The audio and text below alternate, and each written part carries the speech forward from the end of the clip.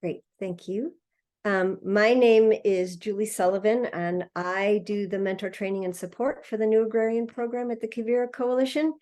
And this subject tonight is actually one of the ones that was most dear to me when we were putting together this toolkit series. I didn't grow up in agriculture. I came to it as an adult. And one of the things that I think I quickly learned was the kinds of stressors and uncertainties and challenges that people in agriculture face were completely unknown to me. I had no idea the unpredictability and as a result, the challenges that people in agriculture face. And so one of the things that I started to realize was that we spend a lot of time when we're in farmers and ranchers taking really good care of our animals, taking great care of our grass, our fences, our tractors, our equipment. But a lot of times we aren't particularly good at taking care of ourselves or the other people who work with us. And those people and ourselves are actually probably some of the most important tools that we have when it comes to raising food. So this webinar is going to focus on that. What are the professional skills? What are the capacities that we can all be working on in order to make sure that these really critical parts of our operation are actually functioning as well as they can? And in order to help us do that, we have two really just remarkable people I've had the pleasure to work with this year, Chad Reznicek and Clinton Wilson, to lead us through this webinar this evening. So with that, I'm going to turn it over to them. This session is being recorded because we do have some people who wanted to attend the webinar and can't come this evening. And the recording will be available to you all as well. The breakout sessions will not be recorded. And if for some reason you still have your microphone on right now, if you could make sure to turn it off. At the end of the webinar, we will have some Q&A, and you certainly can turn your microphone on if you want to ask a question. And you can be putting questions in the chat as we go, and Leah and I will be monitoring that so that we can make sure that questions don't get lost in the process. So unless there's anything else as far as introductions, I'll go ahead and turn it over to Chad and Clinton.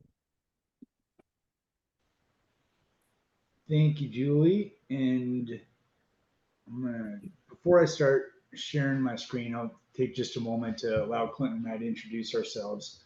So I'm Chad Reznicek. I'm the State Behavioral Health Specialist with Extension, and I also work for an organization called RASAP, which is the Western Region Agricultural Stress Assistance Program.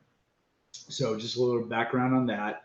In the 2018 Farm Bill, the country was divided into 4 networks, with each of them tasked with developing resources and collaborations to address farm stress and prevent rural suicide.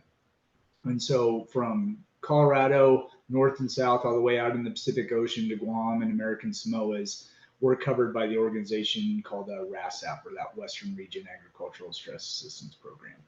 So through them, I get the pleasure of being able to work with states all over the West and helping to improve the quality and access to behavioral health resources for our ag and rural communities. And Clinton, do you want to introduce yourself? Sure. My name is Clinton Wilson. I work for Rocky Mountain Farmers Union and run a program called AgWell. And AgWell was created as part of the RASAP program as well, and we have continued to develop it as just a program to support well-being in agriculture. So we do what we can to support farmers and ranchers where they're at and help them develop and use the tools that they have and the skills that they have to address and face the stressors that they're faced with. And when we can intervene and help refer them or give them support, we try to make ourselves available. And I get the privilege of working with folks like Chad and other people in the West to do talks and webinars kind of like this, just supporting folks like you. Happy to be here. Thanks for inviting us, Julie and Leah. Yeah, appreciate everyone taking time out of their busy day to devote a little bit of awareness to just taking care of yourself, because that's ultimately what this is about. And lastly, I'll say regarding Clinton and myself, we both have clinical backgrounds, and I was a therapist for about 20 years prior to joining AgRability here 2 years ago. And so the hope is to take things that we found to be effective in allowing people to make behavioral changes, deal with adversity, overcome challenges in life, and make it relevant and practical to this population. So that's our hope today. So towards that end, what we'd like to share, go ahead and drop my PowerPoint on there, and hopefully everything works the way it did when we were testing. Okay, well, there's our title. That's a good sign. Take that as an opportunity to start. So what we want to talk about today is life hacks for the long haul. And we have to give a shout out to our sponsors and our logos down there. So we have Clinton's organization, AgWell. I'm with Colorado State Extension. I mentioned RASAP, and then I'm also with Colorado AgrAbility, which is focused on supporting farmers and ranchers and their family members in overcoming adversity, accidents, and illnesses. They'll go out onto the farm or ranch, do site visits, and see about making recommendations to help people with assistive technology to continue in this most important occupation in the face of those challenges. So with that out of the way, before we get into content, we want to spend a little bit of time on connection. And so because this is a small enough group, I would ask you all to just drop off of mute and turn your cameras on for just a second. Give us your name, your location, and your land acknowledgement, if you know your land acknowledgement. If you're not familiar with this, for example, Clinton and I both reside in northern Colorado. He's in North Fort Collins. I'm in Loveland. So our areas are ancestral homes to the Cheyenne, Arapaho, Ute, and Sioux tribes. And so if you happen to know that, we'd love to hear what tribes used to share your homelands and your lands. And if you don't know that, that's okay. I'll drop a link in the chat. So if you're ever interested in the future, you can got a really handy interactive map. You can just plug in your location. They'll tell you which tribal homelands you're currently residing in. But we'd love people to, again, just introduce yourself, your name, location, your land acknowledgement. And actually, since we've got a small enough group, I'm going to drop the other question in there too. So let's see. Look at that, not advanced for me. Okay, so this is multi-part. I apologize, but there's the instructions for you right there on the screen. Name, location, land acknowledgement if you know it, and one thing you've done in the last week to support your well-being. And if you haven't done anything that you can identify to support your well-being, that's okay too, because just simply owning that and acknowledging you haven't had time or been able to prioritize it, that's okay too. At the risk of being crass, one of the first rules of helping yourself in behavioral well-being is to not bullshit yourself. So if you've not done anything to help yourself in the last week, that's okay. You can own that. It's totally fine. So who would like to jump in and volunteer to be first in this multi-step introduction? And my request is that after you share that you can then choose somebody to go after you to keep the flow going. So I think that Leah raised her hand to go first. I didn't, but I can. I was going to say, Chad, will you shrink the presentation while we talk? And you read my mind. So hi, everyone. I'm Leah Potterwaite. Really grateful that I'm here with you all. I've been so excited about this and working with Chad and Clinton and Julie on this. So I am up in Cuesta, New Mexico. This is the traditional and ancestral homeland of the Ute, Pueblo, Apache, and Comanche tribes and people up where I am. And I'm right at the base of Ute Mountain. I don't know if that rings a bell for any of you. And what have I done? I'm a big time like multimedia collage art maker. And so I made a piece this week, and it felt good to just kind of put the music on and make art. Makes me very happy. So I will pass over to Vince. Hi, folks. My name is Vince Trotter, and I farm just outside of Santa Rosa, California, on lands of the Miwok tribe and the coastal Miwok. And I also work with University of California Cooperative Extension, serving farmers and ranchers in our area. And let's see, something that I have done this week to support. So we made a concerted effort to knock off early at the farm on Saturday, and made some time to play cards with our son. And we don't have a lot of family time like that. So it was neat to see how he responds to having just like a block of time where it's just for us. So that felt like something for the whole family. And let's see, I will go to Daphne Kingsley, all one word. Hi, I'm just gonna see if I can figure out to get my video on here. Hi guys. Okay, Daphne Kingsley. I'm in Boulder, Colorado, and I don't know my land acknowledgement here. Something I've done in the last week. My husband and I have been committed to trying to get some camping in before it gets too cold, and this as the season slows down. So we were up in the Indian Peaks this weekend camping for a couple nights, and our intention was to just go for one night because that felt like a really big deal just to pull that off. And then when we were up there, it was so amazing. We called the crew. Everyone held down the fort on the farm for us, and we actually stayed for a second night, which was a huge win, and it was amazing. And so that was really, really nice for us. That was something we did to, so kind of refresh and recharge the battery. And happy to be here tonight. Thanks. Oh, I gotta pick somebody. Yeah, sorry, slow on this. Let's see. Taylor, is that you there? Yeah, okay, I'll pick you. Awesome. Good to see you, Daphne. I'm Taylor Malia. I help run the new Agrarian program. I'm about 20 minutes away from Daphne in North Boulder County. And yeah, it's the same thing as all the Northern Colorado folks, the traditional homelands of the Ute, Cheyenne, Arapaho, and Sioux peoples. And one thing I did for myself, we were visiting Julie actually in the San Luis Valley. And usually I'm just kind of hanging out with the apprentices, but I snuck away and went to a hot spring. And it is like my favorite thing. And I sleep just so well after that. So that was just my favorite. I can't go to the San Luis Valley and not go to a hot spring. So I was thankful to be able to do that. And I will choose Shannon. Hello.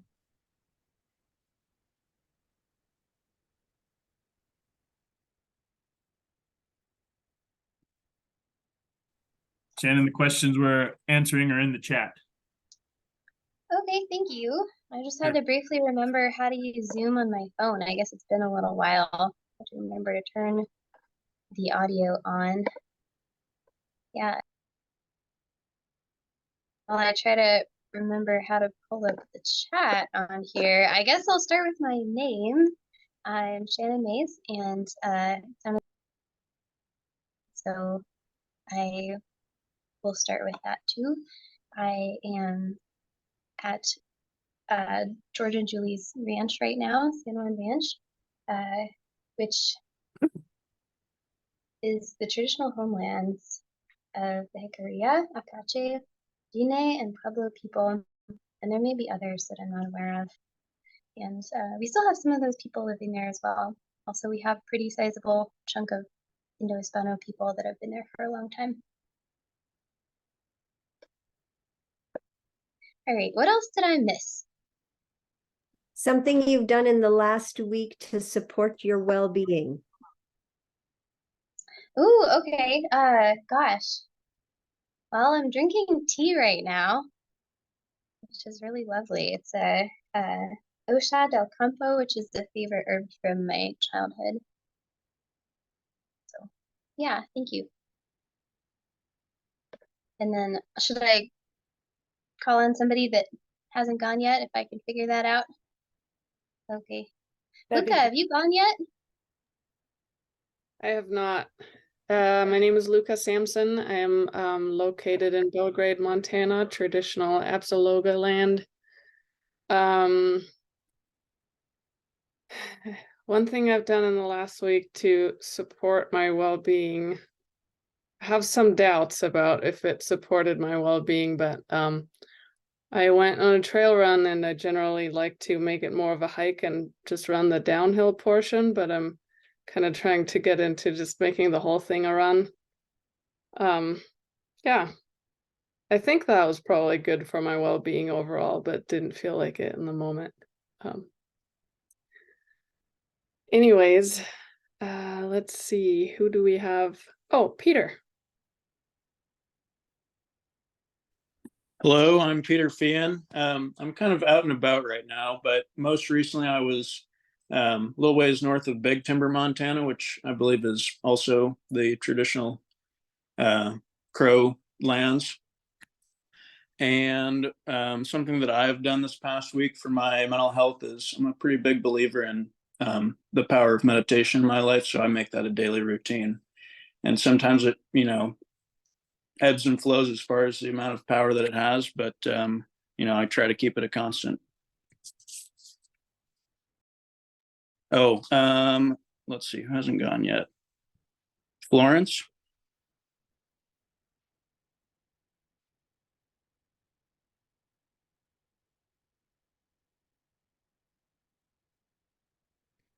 Florence may be auditing the course, and that's okay.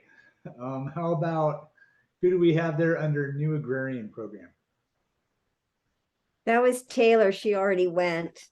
Okay. I see Thank- Jared Garcia.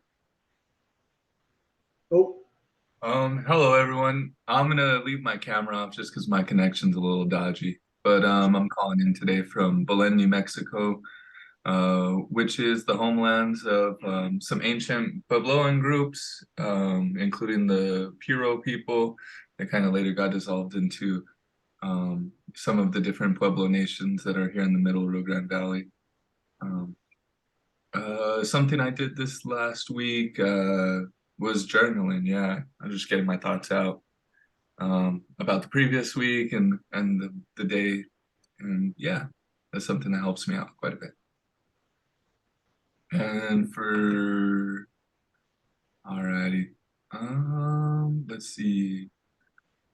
Did Florence respond? she's working with tech issues, so give her massive credit just for riding along with us, even if she can't. So, Florence, feel free to drop your information in the chat if you are able to do so. If not, we appreciate you joining us anyway.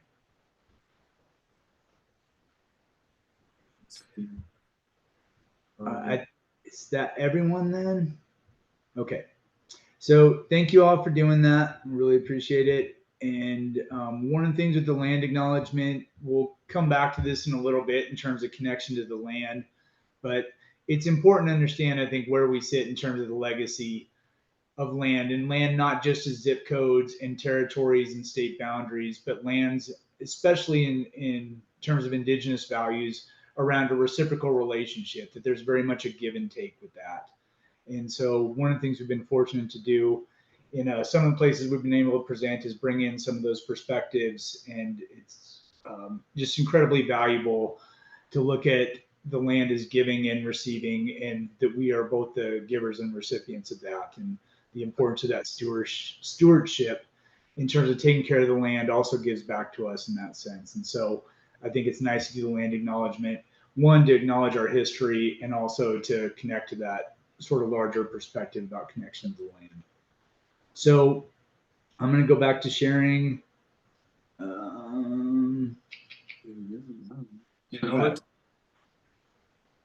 Did I miss someone? Someone add something? Yourself, or being away from your phone for a little bit, talking to somebody, or going for a walk maybe, or spending some time outside for a little bit. This is something that makes you feel happy. Yeah.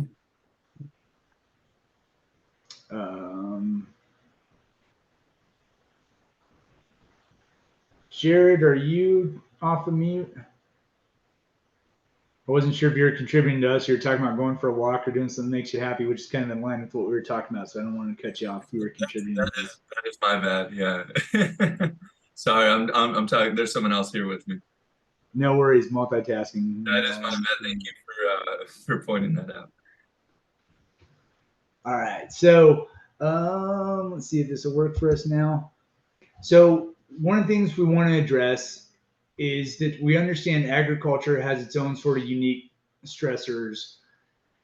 And most of you that have been involved in this work, this is nothing new to you. Prior to joining the AgRability team, I was a clinical director for a juvenile correctional facility for about 7 years. And during COVID, that got particularly dicey. It was incredibly stressful. But at the end of any day, even if it was hours later than I wanted to leave that building, there was a large metal door that slammed shut behind me and created visceral separation from those stressors that I was experiencing during that day, and allowed me a 30-minute drive to kind of decompress, reset before I got home to my family. And on top of that, my kids have no pressure to be second generation therapists. And so no matter how stressful that occupation was, for people that don't understand those elements of ag, it's hard to understand what all those elements beyond people's control can look like. And so we definitely want to acknowledge that there's a lot of stressors, so many variables that people don't have control over in this occupation, from things like weather, commodity prices, the next pest that comes through, all sorts of things. And then relationships, your coworkers can often be your family members, which can be both blessings and curses, depending on how well things are being maintained there and everything that people are dealing with. Of course, legacy and succession issues. And so we recognize that there's all these unique stressors. And unlike a lot of other stressful jobs, in my work in corrections, I have buddies in law enforcement. I know people in the military. There's like employee assistance programs or specific resources dedicated to that occupation. And with agriculture, we are just beginning to develop some of those same sort of structures and resources to support people. In fact, 22 states in the country now have voucher programs that offer free behavioral health services for providers. If you want some information on that, we can get you some. Colorado definitely has one. Montana does as well, in terms of some of the states we've talked about here today. But we're a long ways in catching up to that. So our efforts have largely been to try to provide preventative upstream information and also help people on the sort of more acute end of things. So when they get into crisis, helping them bridge and find the resources that they need to help them be successful. And we want to do this because we recognize that agriculture, again, does have these really unique stressors, and it's incredibly important. And as more and more people come to develop awareness around food security, what they're eating, where their food comes from, it's just crucial that we continue to support this occupation. So I don't want to deal a long time on stressors. I'm not going to go specifically into suicide stats and all those other things that can kind of be a little bit depressing, but I would like to take a moment and just acknowledge those stressors. And so I'm going to ask Leah to create a word cloud. And if you feel comfortable just dropping in some of the stressors you all have been dealing with, perhaps over the last year, some of the things that you think are perhaps unique to agriculture, maybe not, but just some of the things that have been challenges for you all over the last year. Great. Thanks, Chad. Do you want to stop share so I can pull up my word cloud? So I'm going to pull up a word cloud, and I'm sending a link in the chat right now, and you'll go to that link and then you'll use it to enter your responses to the question that we're asking. So I'm going to turn off my video so I don't have too much bandwidth used up.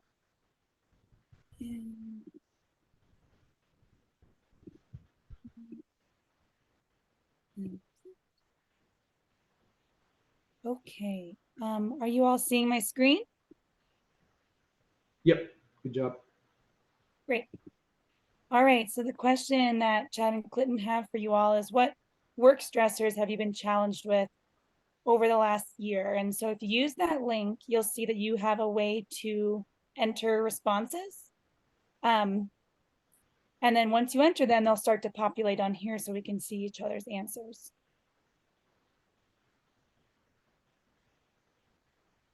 There we go. They're starting to come in. That's so real. I know a lot about crop failure this year. It's been happening over here too on our farm.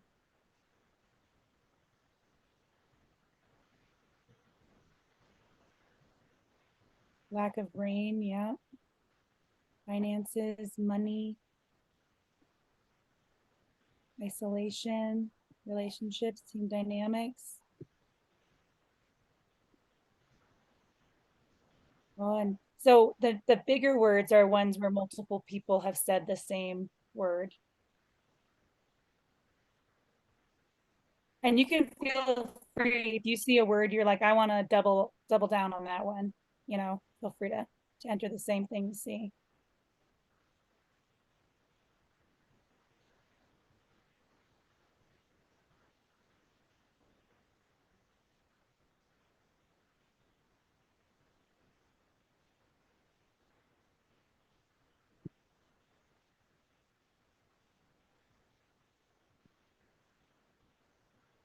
Chad, Clinton, what are you noticing as you see this populate? I think it matches with a lot of the feedback we've received in different parts of the country and with different sectors of production. And I think one of the things that's interesting here in this group is the employee turnover, job insecurity, team dynamics. And so sometimes it's we don't get some of those same sort of team focused element. So I appreciate that. That's its own set of stressors on top of everything else. Agreed. I also was noticing, you know, when health showed up and isolation showed up so quick, those are ones that I think we don't often notice because they're internal. And most of the time people put external stressors on, but those are ones that everybody deals with. And it's the first time I've had a word cloud in the middle of a Zoom, and it's pretty powerful just seeing it populate and feeling you guys entering those entries. Yeah, it's interesting how big isolation and relationships are, and that almost feels like a dichotomy in some sense because you don't have a lot of relationships, and then if you do have them, that they're strained or they cause additional stress for you. That's definitely a double-edged sword. And the social element is one of the things we'll talk pretty substantially about today too. So, but thank you all for that. It's 20 responses there. I think that's a pretty good capture of some of the stressors that we're facing. So appreciate that. All right, Chad, do you want me to stop share for now? Yeah, go ahead, Leah, and I'll bring mine back up. Right.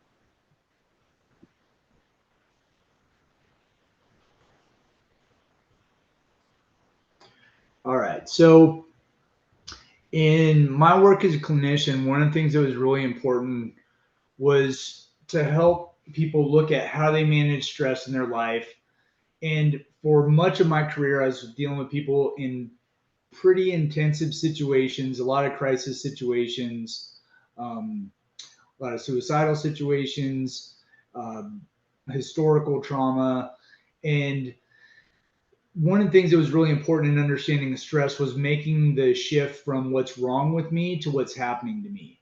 And so if we can understand things from a bit of a physiological level, it can sometimes move away that sense of like there's something broken or damaged in myself, that this isn't about a character defect or a moral flaw or some weakness in my personality. But if I can understand that our bodies and our minds have a limited capacity to deal with repeated adversity and chronic stress, if I can understand that as more of a universal function, much like as if I had diabetes, and I could understand some of the things going on in terms of my body chemistry, then hopefully I don't have to feel like this is something that I carry as a flawed individual. So towards that end, we'll talk a little bit about some of the psychobiology of stress. But first, I want to point out how important behavioral well-being is as a key to healthy food production. And this comes from a gentleman named Dr. Michael Rosman. He's considered in many circles as sort of the godfather of agricultural psychology. He was a farmer out in Iowa, also a psychologist, and he worked extensively with people during the 80s farm crisis to be able to be a behavioral health support. And I mentioned earlier when I mentioned the FARSAN networks, or the Farm Ranch Stress Assistance Networks, and the country being divided into 4 sections, that was actually his idea back in the 80s. And he wanted to see that utilized then to deal with all the foreclosures and growing agricultural suicides and just the tremendous amount of stress and depression that people were under back then. So it took a lot longer to get it in place, but the reason we have those networks now are a credit to his work.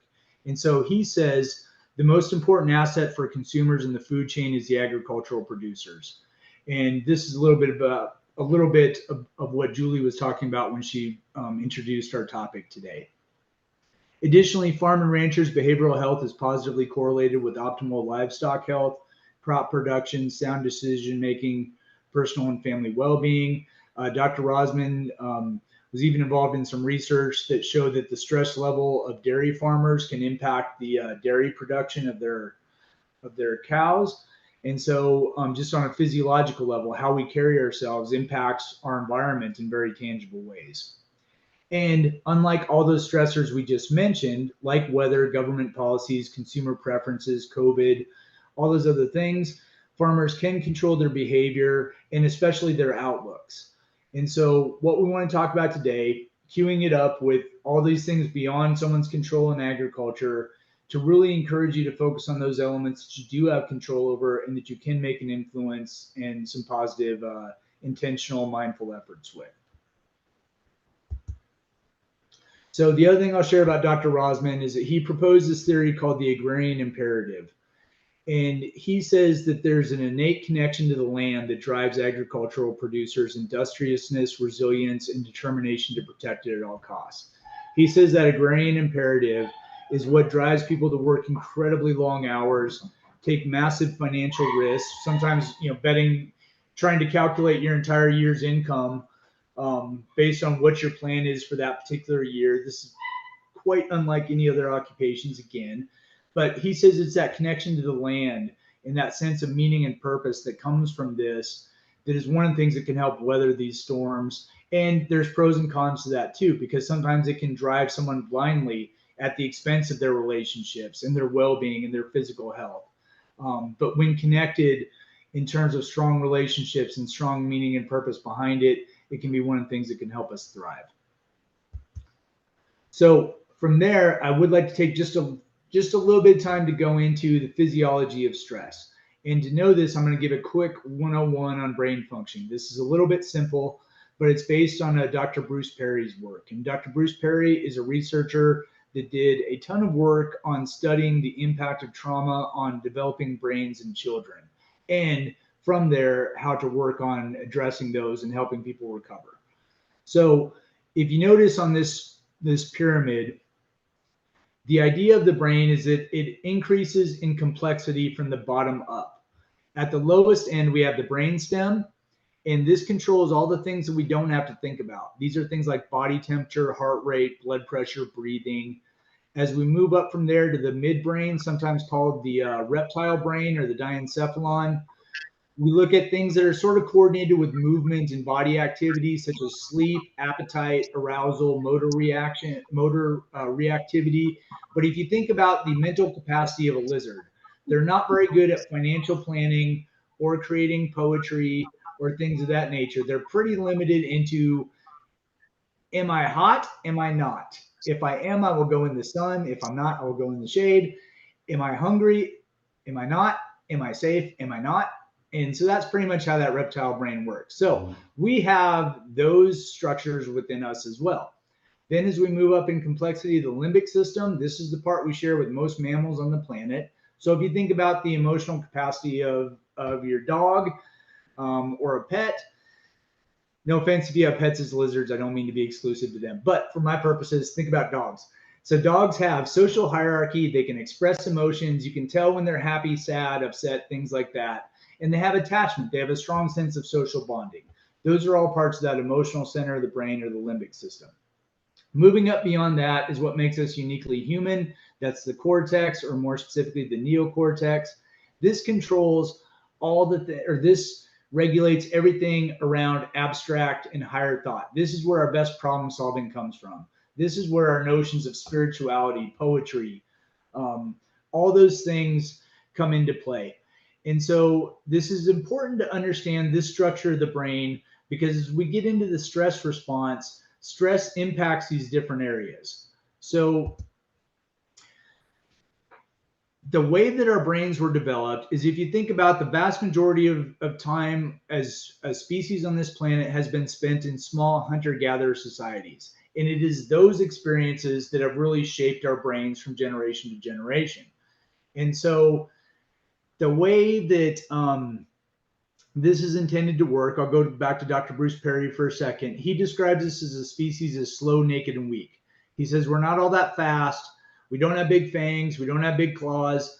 We don't have suits of armor over us. So what's helped us to survive are two things. The first one that I'll talk about right now is the fight or flight system. And so some of you may be familiar with that, but I want to talk about it in connection to those brain structures really quick. So the idea between fight or flight, assuming for a while we've got 14 of us on this call. Let's say we're all part of the same tribe. We're out on a hunting party. We're out in the forest and we're trying to get ourselves a wild boar. And along the way, I get bit by a poisonous snake. And this is a really bad venom, and it caused me to curl up into a fetal position. And like I'm super racked with pain. And I rely on the kindness of you all to carry me back to the village. A medicine woman maybe fixes me up. In about 2 weeks, I'm ready to travel again and get out with y'all, go out in the forest. And once we get out there, out of the corner of my eye, I see a blue flower. If you can understand those brain functioning aspects in terms of what happens in a split second to my brain when I see that blue flower, the first thing that goes out the window is that highest level of thinking. For the sake of efficiency and survival, that higher level neocortical processing that allows me to do problem solving is the first thing that goes. And so what happens is those lower parts of my brain become very active. In a split second from perceiving that visual cue, my heart rate speeds up.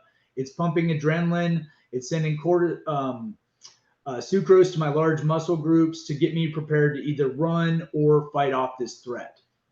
My emotional center is fired up with basically the function of emotions is to give us messages and information. And so it's telling me this is really scary and I should pay attention to whatever's going on. But again, that problem solving part of me is not functioning at hardly at all at this point. And so this system works relatively well for things like grizzly bears, warring tribes, poisonous snakes, large spiders, falling off cliffs or not getting too close to the edge of cliffs. That works really well. But this system was never intended to help us deal with chronic stress. In fact, the thinking behind this is that our fight or flight mechanisms were designed to get us to the age of reproduction. If we were old enough to reproduce as a species, that's great. We basically satisfy our biological imperative, and whatever long-term consequences we have from multiple stressors, accidents, and injuries and illnesses down the road, it's kind of secondary to the whole procreation thing, which is what the species is kind of mandated to do. So if you've dealt with chronic stressors and that, you really have to find additional ways outside of fight or flight to deal with it. Again, these systems were not meant to help us deal with chronic stressors. So it's important to understand this, because if now, instead of facing warring tribes, grizzly bears, all those other things, now our stressors are walking to the mailbox knowing that we're behind on our loans, or seeing the next, bluebird clear day when you're facing a drought and there's no chance for rain in the nearest forecast. Those things have the same impact on the brain. We just don't get the relief from it. And our inherent physiological responses to that are not enough to help us over the long term. So we have to find additional ways to manage that. Some signs of chronic and prolonged stress: change in routine, physical appearance, mood, change in care of livestock or fields, physical illnesses, increase in farm accidents, change in appearance of farm, behavior issues in kids. This list could go on, and it looks a little bit different for everyone. The main thing is there's changes that can be perceived by others. And if we think about the physiology of that stress response, basically what happens is, just like with the blue snake example, my brain gets coded because of a bad situation to look for something blue, because my brain equates that with a threat or something that's going to impact my well-being. Again, that works really well with the blue snake. if over time my stressors are the weather, or just simply walking out of my house to get onto my operation, or having to deal with climbing up into the cab of a tractor, all these things end up having the same physiological response as that blue snake. So my best problem solving goes out the window. I get this whole stress response. The chemical process that goes with that fight or flight process releases a whole bunch of nasty chemicals that cause all sorts of negative health impacts. And there's a ton of research on that around something called ACEs, or adverse childhood experiences, if anyone wants to dig deeper there. But the main thing is to understand that, again, we're not set up to deal with chronic stress on our own. So let me back up for just a second. So as we move from, or we understand the difference between stress and trauma, there's a gentleman named Basil van der Kolk, and he wrote a book called The Body Keeps the Score. And he talks about the impact of trauma on our bodies and ourselves. And he defines traumatization as traumatization occurs when our internal and external resources are insufficient to deal with the threat. That becomes very important, because we can deal with stressor after stressor if we have the internal and external resources to manage it. Most of us don't, and our brains simply don't on its own. So part of what Clinton and I want to talk about today are some internal and external resources to help us deal with adversity and chronic stress. So with that, I'm going to shift over to Clinton so he can talk a little bit about resolution of that fight or flight process. All right, thanks, Chad. We're about halfway through, so I want to invite you in this moment, if you need to stand up and stretch to the sky, get out of your chair for just a second, do that. If you need to inhale as deep as you can, and exhale just to take a quick break from sitting and staring at the screen. These webinars are awesome, but we all look at screens enough. So I just wanted to give you a moment to reach for the sky and take a breath. A guy named Dr. Dan Siegel, who's a professor of psychiatry at UCLA, coined this term of the window of tolerance. And as Chad was talking about our responses to the stressors, what we're hoping is that at some place we can be in the zone where we're most connected to ourselves. This is the beginning of the stress phase, where we're in a relaxed state before the stress hits, before we go to the mailbox, before the hailstorm comes. And in this window of tolerance, we are able to think and feel at the same time. We're able to accept who we are in that moment, and we feel connected to ourselves. We're not trying to perform or pretend that we know something that we don't. And we have a sense of our own needs. We can feel that we're hungry. We can feel that we're tired. We can feel that we're sad. And so in this zone, this is where we'd love to be able to return to when those stressors come and the stress comes. How do we get back to this window of tolerance? So next slide. As Chad was talking about the stressors and the engagement of that fight, flight, freeze response that we have in our nervous system, a bit of research has been done around what does it look like to complete that stress cycle so that we don't stay in chronic stress. Chronic stress can lead to all kind of nasty health impairments and ailments, from impacting your circulatory system, your thought process, your memory, your emotions, your digestive system. Stress just can get in and release these chemicals that are really harmful for the body. A book came out a few years ago that I read, and it was really impactful for me to really understand the importance of completing this stress cycle so that I can work that stress through our system. We all experience different stressors, but the stress is something that we share because we all experience that fight, flight, freeze response. So a book called Burnout. On the cover of the book, it says Burnout, Burnout, Burnout by Emily and Amelia Nagoski. Really goes into what does it look like to complete this stress response cycle. And I'd never really heard anybody talk about this. So on the next slide, you'll see that there are, I guess, 7 activities there that they go into that can help you after you have gone to the mailbox and gotten that letter, or after the hailstorms come, or after the storm has passed you by and you didn't get any rain and you're feeling the stress. How do you work that through? how do you get to the place where you can come back to your window of tolerance? Physical activity is the way that most people find works the stress through them the quickest. Go for a run, go for a bike ride, do a really hard physical workout of some nature. Creativity, somebody said in the early part, I think it was Leah, that she was able to do some mosaic work this week, but to really engage that part of your brain that takes you away from the stress and into the creative nature, whether or not it's through playing music or painting, writing poetry. Somebody talked about journaling.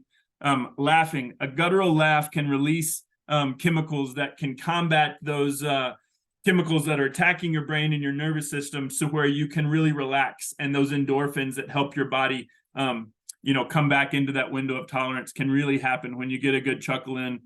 Crying does the same thing. When we get overwhelmed and we just get so tight, the last thing that we want to do is let those tears out. But the data shows that when you do, your body's able to relax.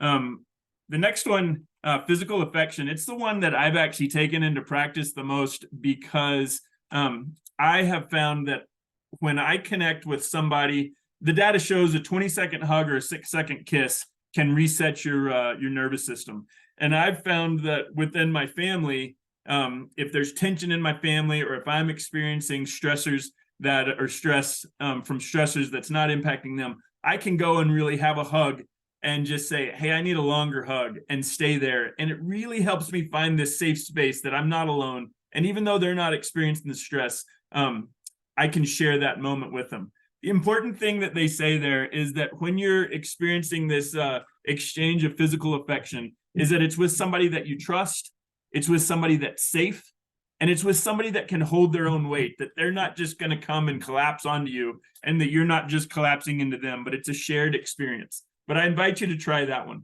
The last two that we're going to talk about, I'm going to spend just a minute talking a little bit more about them, because I think that they're the most accessible. And again, they're the ones that we can do within ourselves, and other people don't necessarily have to know about it. So in the next slide, we'll see this idea around breathe. And over the past 18 months, while I've been working for AgWell, breath has come up as the thing that has been the most accessible form of completing the cycle, regrounding, returning back to my window of tolerance. And we all take about 23,000 to 25,000 breaths a day, and most of us don't think about any of them.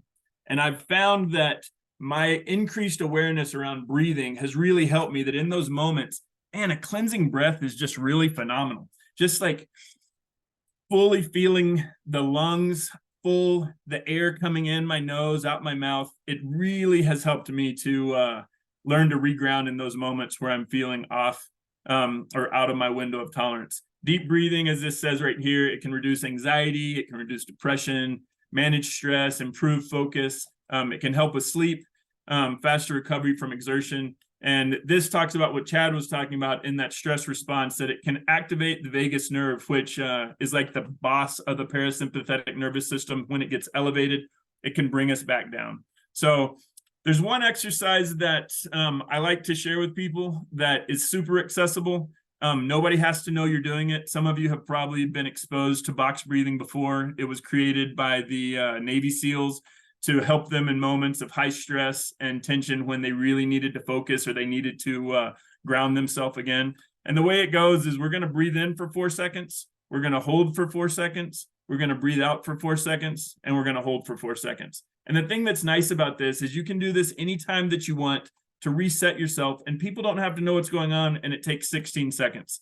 So I'm going to lead us through 2 cycles of this. And so if everybody can just take a cleansing breath and just breathe out, and then breathe in, 2, 3, 4, hold, 2, 3, 4, breathe out, 2, 3, 4, hold, 2, 3, 4. Now let's do it again. One more time. Breathe in, 2, 3, 4, hold, 2, 3, 4, breathe out, 2, 3, 4, hold, 2, 3, 4. And now breathe normally. I use that at night a lot when I am trying to go to bed and I'm trying to decompress. If I wake up in the middle of the night, something's on my mind, I'll go through a couple of cycles, and it really helps me to settle back in and go to sleep. It's not a silver bullet. It's not a magic pill. If you have another type of breathing technique that you use, I say lean into that. But this one's been really effective for me, and it's just really easy to access. All right, last slide. I'm going to let Chad take over, and it's the last way to complete this stress cycle that I put up, and it's play. And Chad can talk about this picture, which I think is pretty amazing. So last thing I'll say about the breath is that people talk about breathing a lot of times, and it's easy to just kind of brush that off. But the physiology behind that is that if we control our breathing, we control our heart rate. And so that whole fight or flight process, if you can intentionally control your breathing, when you start to get triggered, you pump the brakes on the fight or flight system. And without going too deep in the weeds here in terms of pumping the brakes, Clinton mentioned the nerve system, parasympathetic, all these things. It's a little bit too nerdy to get into here, but the main thing to be aware of is that our exhalation is like the braking system. Our inhalations are the gas. So if you ever see people get worked up when they're really upset, and like working with adolescents in crisis, I saw this a lot. When they would get triggered and want to fight, they would take short, deep breaths, like doing that. And so it's part of that, like fueling themselves up for the fight. Whereas longer exhales, and box breathing is perfect because it's about balancing, getting right in the moment. So for what it's worth, focusing, deepening those exhales helps to like settle. Focusing on inhaling helps to like activate or get us a little bit worked up. So if you're ever getting sleepy while you're driving, really take some pronounced inhales. Can be one of the things that help you a little bit with that too. Like every skill in the human body in thinking, the more you practice it, the better you will get at it. But just wanted to offer that reinforcement for breathing. Now, shifting to play, the picture here, I know we're a little bit short on time, so I'm gonna go through this quickly. My wife's grandparents were farmers in North Dakota. And late in their life, they started going to community center and learning how to paint. So this was a watercolor that her grandpa did. And it was one of the things he got into later in life and really enjoyed it. So for all the hard work and stress that you deal with in your occupation, it's super important to carve out some time to do things that allow you to recharge. And it was really encouraging to hear everyone mention steps that they've taken in the last week or so to promote their well-being. So the importance of play deserves its own mention here. And the fancy word for this in terms of brain physiology is multisensory pattern repetitive movement. Anything that involves a lot of your senses, has some pattern or repetition to it. This could be anything from like knitting to fly fishing, to dancing. There's lots of things that could do it, but basically anything that allows you to kind of get in the zone where you're not worried about what you didn't get done yesterday or what you have to do tomorrow. Those moments are incredibly healing in mitigating trauma effects on the brain and just keeping us centered and healthy. So play alleviates stress, generates joy as you allow yourself to get lost in activity without stakes. So if you need encouragement to engage in something that allows you to feel a sense of play, connect with yourself, then it's important to do. So from there, we talked a little bit about protective factors. We talked about stressors. Protective factors are things we can do to increase our ability to deal with adversity. And protective factors are wide in range. So you can look up, do a search for protective factors. You'll get lists from 10 to like 160 some. And so for our purposes today, to go back to that traumatization definition about internal and external resources, we want to look at offering you an internal resource around purpose, values, and meaning. And then we'll talk about the social piece here in just a little bit. So in my work as a clinician, it was incredibly important to help people figure out their values. Otherwise, it makes no sense for me to make recommendations for people. Because if it doesn't have a sense of meaning and purpose for them, the odds of them engaging in it are relatively low. And so values they basically act as our moral compass. So when everything else gets lost and hazy and turned upside down around us, if we have a sense of what our values are, it gives us a direction in those most difficult times. So research shows that spending even a few minutes a day considering your values has significant benefits. I won't read all those for you. You can see them, and rest assured, It is helpful and profound. So little things like just paying attention to what do you value, what's important to you, and thinking about that as you make choice points through the course of the day can help a lot.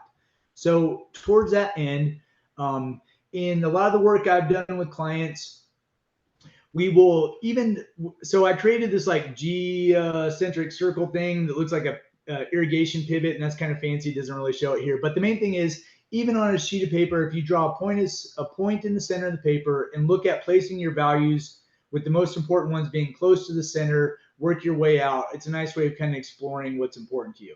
For our purposes today, for the sake of brevity, I'm going to put up this list of values. I'd like you to look it over. And then Leah is going to pull up another, I think, word cloud, or was it a chat? I can't remember for sure. But what I'd like you to do is identify 2 values that are important to you in your work, your relationships. And I noticed on this list, family isn't one of them. So it doesn't have to be something that's on this list. But this is just to sort of generate some ideas. Think about 2 values that help guide what you do, who you are as a person, how you relate to the world and others. And if you wouldn't mind dropping that in there, we'd love to see that. So I think I have to stop sharing. So I'll take that list away. But again, values are any of those concepts that we hold dear to us that help to shape us. So I'm going to For the sake of time, Chad, let's just have them drop it in the chat and we can all see it as it goes in the chat. Okay. Yeah. So if you won't mind that, go ahead, drop that in there.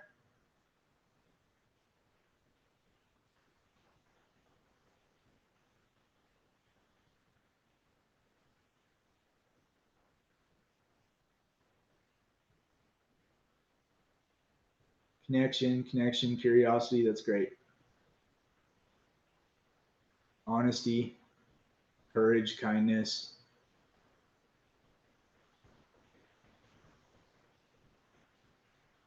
Community, courage. Those are fantastic. A lot of the work I've done with couples and families in the past has been about helping people really identify what their values are, looking at where they're different, where they come together. In most conflict in relationships comes from either we're not clear on the values that drive each other, or we're not doing a good job of illustrating that those are the values we're coming from. My wife and I may have very similar values, but we're not enacting them the same way, and that can cause stress. Or we don't have the same values, and that's causing friction. But if you can help people identify their values, get a sense of where people are working from. Most mission statements in businesses are about crystallizing their values into an actual organizational purpose. And so for a lot of families, we'll have them start with values, then create their own mission statement from there. For our purposes, the more you can just pay attention to your values to help guide you, that becomes one of those internal resources. So for all of us that have been parents, if you've ever had those nights where your child has just vomited through their last pair of pajamas, there's no more clean sheets, and you've got a big day the next day, what allows us to deal with that? It's that value for caring for our children. It's that value to alleviate pain and to provide comfort when people are suffering. It's those values that get us through some of the darkest times. What's crucial is that we pay attention to that and don't forget to pull out that compass when we need to get our bearings. So thank you all for sharing those. Those are fantastic, and just want to draw attention to how important those are. So lastly, in terms of meaning and purpose, this goes back to a little bit to that indigenous reciprocity with the land. For that time that we've spent on this big rock as a species in small hunter-gatherer societies, one of the things that most civilizations have always been able to figure out is that within their range of territory or land, there are certain places that are sacred. There are certain places that are special and offer a sense of meaning and purpose beyond just the sort of mundane and ordinary. And so one of the things Clinton and I like to do in our larger presentations is have people draw a bird's eye view of their land. Like if you think about the aerial photo, my grandparents had aerial photos of their land, but it was a way of capturing what was important to them. And it really kind of captures that agrarian imperative.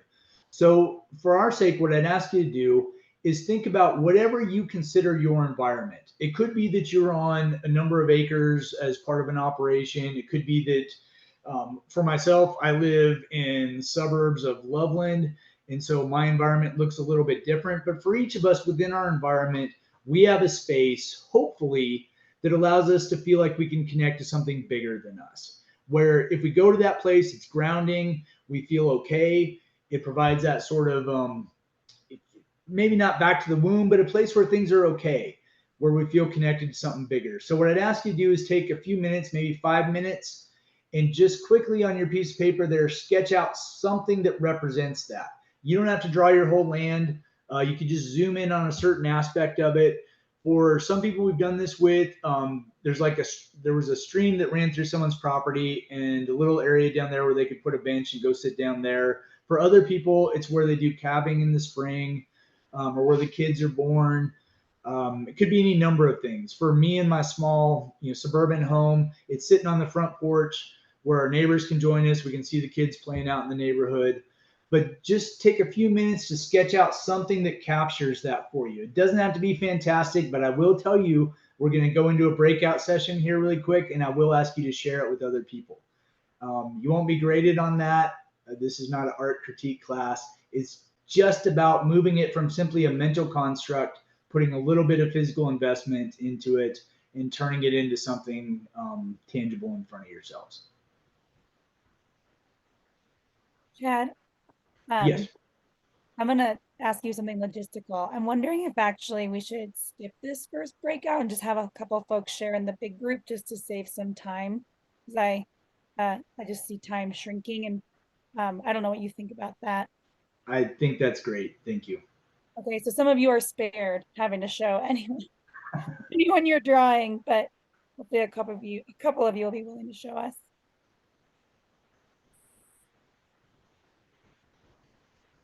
And even if you don't show us your drawing, you can share with us what that space is for you. As Chad was mentioning, I immediately went to the aerial view of where I live. I live on a small farm north of Fort Collins, and my happy place is out in my farmyard, where when I go out to give a new bale of hay or feed the pigs, all the animals come running in because they know they're going to get their separate rations. And that's my happy place. When I go there, I'm just like connected to something, like Chad was saying, bigger than me. And I just love that moment.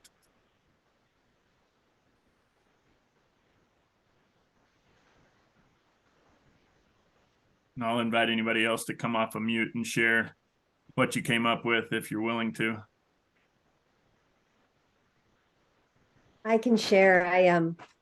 We had a border collie a number of years ago who I think was my soulmate in this lifetime, and he passed away a few years ago, and where he's buried is out on a kind of a knoll that's surrounded by pasture, but it's kind of a brushy knoll. And so he got deaf in the last few years of his life. So right there where he's buried, the deaf dog sign sits there on a stick, and there's a little like upside down feed tub to sit on, and I can look out to the south, and I can really look 360 degrees from there over not only the land that we live on, but then the whole surrounding valley. And that's my special, sacred, happy, sad, I know who I am when I sit here place. Thank you, Julie.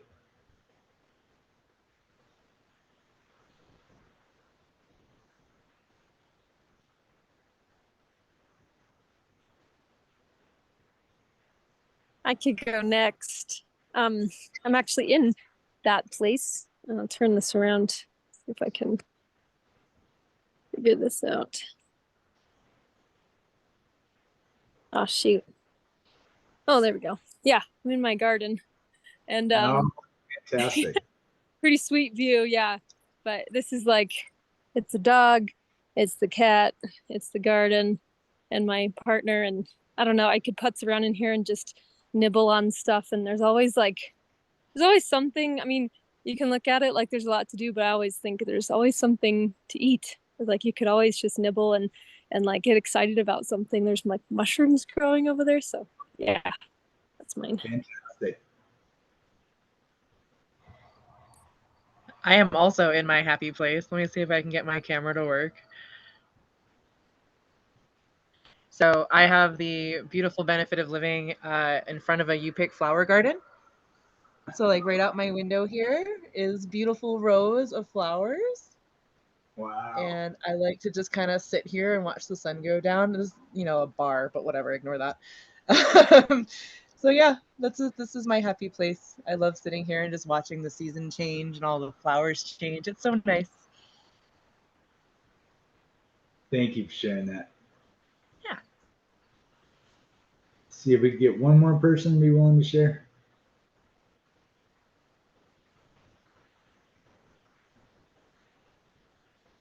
I'll go. I drew the post-harvest area on harvest days. It's organized chaos with stuff coming in on trucks and, you know, people you kind of dancing around each other.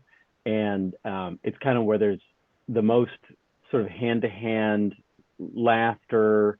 People are in different fields, but they all kind of converge in the post-harvest area. And so there's a great spirit in that spot. And then at the end of the day, everything's washed, flipped over, and the chaos is gone, and it just feels organized again. So it goes from profoundly raucous to peaceful, and both moods are, you know, great. And I love being there for both moments, but at any time of day, walking through that area or past that area definitely makes me feel good. That's a great example. Thank you for sharing that, Vince. Oh, Vince, that's my whole life. My whole job is post-harvest. You described it so well. And I love the dichotomy of the hustle and bustle, which has its own purpose and meaning and benefit to you. And then once everything is calm. And so we should all be so fortunate to find those spots for ourselves. And we just really want to push the importance of finding those spots and taking a few moments. If you get there, maybe just remember Clinton's advisement about breathing. Take some deep breaths in that place. Remember your values. It's important to connect in that way. So I guess if you go back to sharing. Lastly, we talked about internal resource in terms of meaning and purpose, and then some of the things around breathing and stress response. For the external resource, we'll go back to Dr. Bruce Perry. He said that, again, we're slow, naked, and weak, all that other stuff. We have fight or flight to help us, but far and away, our most important protective factor has always been our tribe. It has been our communion and relationship with others that allows us to deal with every level of adversity our species has ever faced. And it is by getting through that together that we're able to advance. And we learn from one catastrophe, and we find better ways to raise crops and to care for livestock. And it's through that strength together that we can overcome those challenges. And it's in that sense of communion and relationship with each other that we celebrate every success and advancement. Our birds, our marriages, things like that. Those have meaning when they're shared with other people. So I don't want to get deep. This slide is the role of social connectedness in suicide prevention. I just want to quickly say that one of the main sort of theoretical frameworks for most of my work in suicide mitigation was around this thing called the interpersonal theory of suicide. There's two important cognitions that go with this that are associated with increased risk. One is a sense of being alone. The other is a sense of being a burden to other people. I mention this because the flip side of this is that anything we can do to increase our connections and allow other people to have a sense of value and feeling appreciated, we are automatically taking steps to build in safety nets to help to address two of those most important cognitions. So some of the work we've done around that specifically is in this thing called COMET training, which stands for changing our mental and emotional trajectory. The idea being that we all sort of exist in the spectrum from wellness to crisis, and there's vulnerable spaces in between. And so if someone is heading towards crisis, if we can be this other person in the middle of it, we can help change their trajectory and get them back towards wellness. And it is really the caring act or gesture of reaching out to someone else, expressing that sense of being connected and valuing them that makes all that difference. So COMET offers a couple very sort of scripted and developed questions for this, and we'd be glad to share some information with y'all if you're interested in it. But for the sake of time, the most important thing is it really comes down to just an expression of care. being able to point out, you don't seem like yourself lately. I've noticed you haven't been at coffee, or you haven't been showing up at the local football games. Just curious how you're doing, how you're really doing. And so it's really that simple. That's the entire crux of the problem, is just getting people comfortable with the idea of recognizing that something's kind of off with someone and being okay asking that question, how you're doing. The last thing I'll say regarding my clinical background is that part of the suicide assessments, the questions I was always asked or always having to ask was, had you ever had a plan to complete suicide and something or someone stopped you? And the number of times that people recounted some small caring act, some small gesture from someone else is the thing that helped them put the brakes on for that day and try it for another day has always given me a great deal of encouragement. And the bottom line with that is it doesn't have to be anything fancy, super clinical, super complex. It's just a matter of being able to care about other people. And if you're coming from a place of care, you can't ask the wrong questions or make a mistake in that regard. So if you need any further evidence on the importance of social connectedness, there's a fantastic study out of Harvard, went on forever. 724 men, started back in 1938. It's profound. There's YouTube videos on it. I'm going to get to the basic takeaway, which is the clearest message we have from this 75-year-old study is this: good relationships keep us happier and healthier. It is the most important element in terms of quality of life that we can engage in and invest in. So we want to stress that piece. You're on mute there, bud. I'm going to leave you with a couple of thoughts. One is when I was in grad school, there were a number of people that profoundly impacted my learning and gave me lots of good academic data. But one of the people that really just said profound information around who we are as humans was Brene Brown. And she's written a number of books. If you haven't been exposed to her, I'd recommend just exploring some of her TED Talks. She really gets at the heart of who we are as humans. And she talks a lot about this idea around love and belonging and the need that we all have to give and receive love and to feel like we really belong somewhere and not just fit in. And so on this this slide right here, I have a quote that she has. It says, "A deep sense of love and belonging is an irreducible need of all people. We are biologically, cognitively, physically, and spiritually wired to love, to be loved, and to belong. When those needs are not met, we don't function as we're meant to. We break, we fall apart, we numb, we ache, we hurt others, and we get sick." And I just think this is a beautiful capture of what she says in a lot of her data. She is a research scientist and storyteller, and she really captures a lot of stuff. The other thing that she says that I just want to point out is in there where it says we numb. And I know that when I feel like I don't belong or I'm not in good relationship with the people that I love, I go to some form of numbing, which is usually not healthy for me. And she says that we can't selectively numb, which means that we can't just numb out the bad stuff and keep the good stuff. And I always remember that when I want to like escape and go away, in that if I'm going to numb, it's going to also remove me from the good stuff. And I just want to throw that out so that you can keep that in your head. And on this last slide, I'm going to throw out another book that from grad school somebody gave to me, and it was called The Great Good Places. And it was by a guy named Ray Oldenburg. He's a sociologist out of Florida. And he talked about these places that are not home and are not work, but it's places where we interact and intersect with other people in our social networks, and just the importance and health of having those relationships so that we know that we're not alone and that we're connected. And these can happen anywhere. You know, historically, he wrote about barbershops and taverns, diners.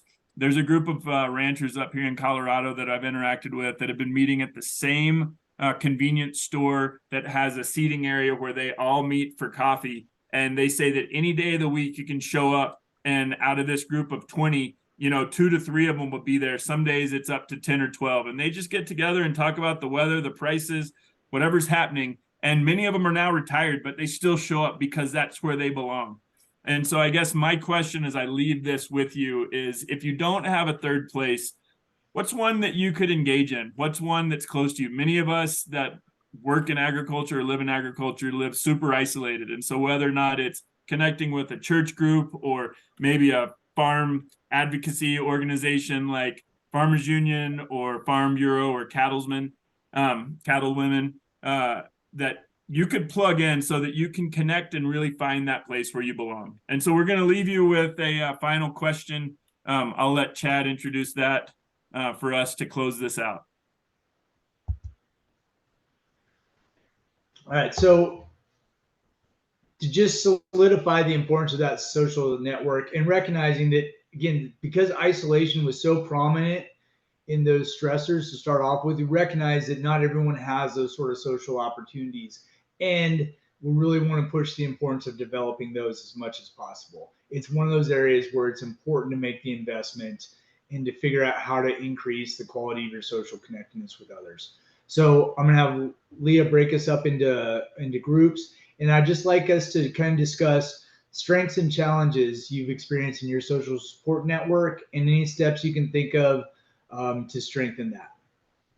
Great. So you're about to be pulled into your breakouts. There's about 3 to 4 of you, and it's going to be 7 minutes. So just math wise, that's about 2 minutes per person. All right. Have a good conversation.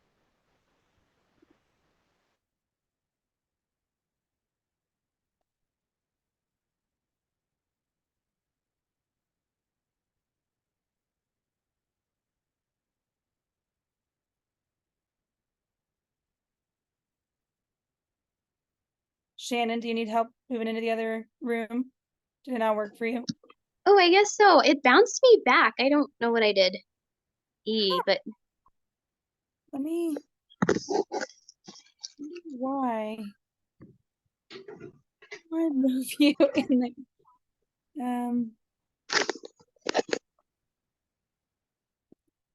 Yeah, I'm not sure how to get you in there. I wonder if it's an iPhone thing.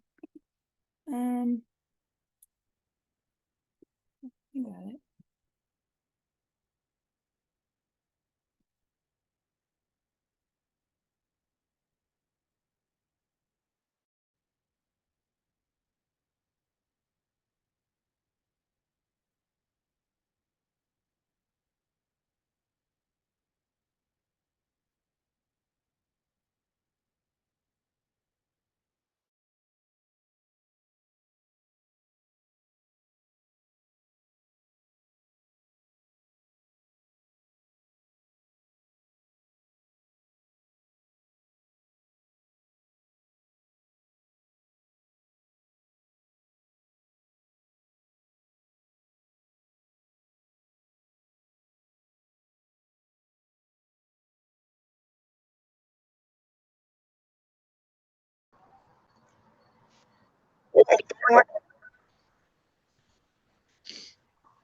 Oh shoot, we got super interrupted.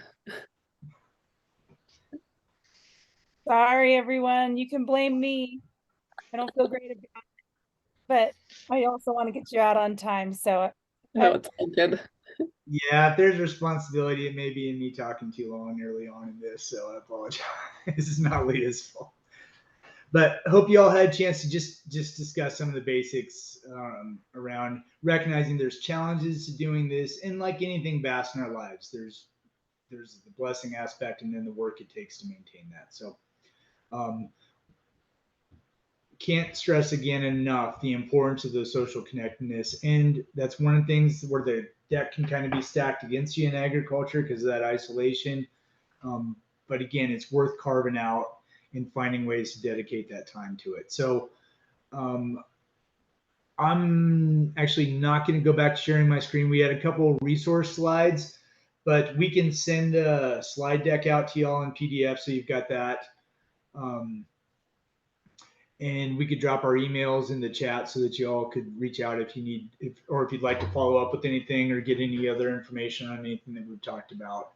But I know this has been kind of a whirlwind hour and a half, so thank you all for sitting with us and staying with us and just picking up on the importance of taking care of yourselves, looking for your meaning and purpose, and connecting with other people. Because if you do those two things, odds are you'll be able to get through whatever life's going to throw at you. So it's not brain surgery or rocket science. It's just simply a matter of knowing what's important to you and how do you manifest that in your lives and your relationships. And I'll throw in the accessibility of your breath and play. Take those with you and figure out what that looks like in your life. as you're connecting with other people, because they're all really important. And it's been a joy getting to be on the same call with you guys for the past hour and a half. Thanks. So, and if anybody has any questions or follow-up, because we have gotten tight on time, you can also send them just to newagrarian@quiviracoalition.org, and we can make sure to pass those on to Chad or Clinton, or get other resources to you. So just let us know. And so we just want to thank you for attending this in the final in our series. And we will have another webinar series hopefully next year. It's going to focus more on business design and management for beginning farmers and ranchers. But I think this topic is a really meaningful one. So hopefully we can sneak it in as well.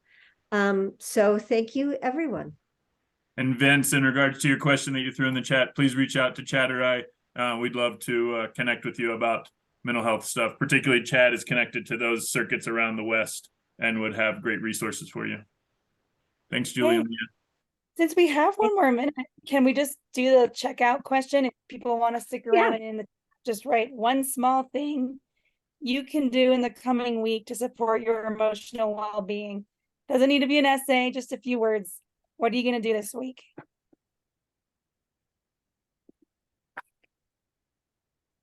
And if you don't end up doing it, we won't know or judge you. But, you know, maybe you'll be inspired too. Clinton's doing yoga. Good for you, Clinton. In the bathroom? In the bathroom. I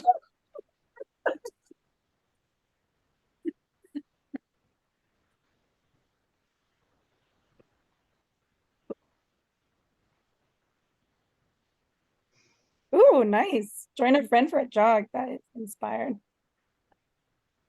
Thanks, everyone. This is beautiful. Clinton and Chad, thank you so much. Thank you. Thank you all for coming out. Thank you all so much. All right. Good night, Bye, everyone. everyone. Good night.